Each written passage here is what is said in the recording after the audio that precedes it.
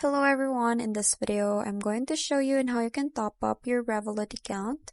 So the first thing that you need to do is to click on your account icon. So in this case, it's the euro sign.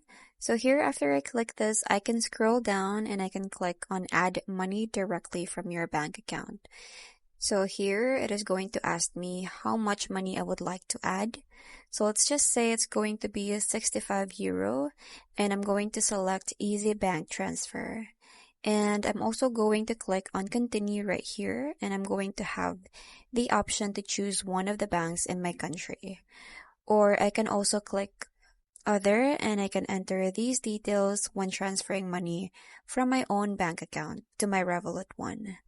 Now, if I go back to add the money page and I click on change, if you can scroll down, you can actually top up your Revolut account also with Apple Pay.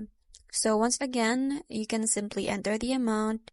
You can click on the Apple Pay, then double tap on the right button, and you will be able to top it up with the Apple Pay.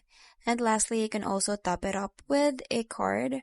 So you can add a card securely.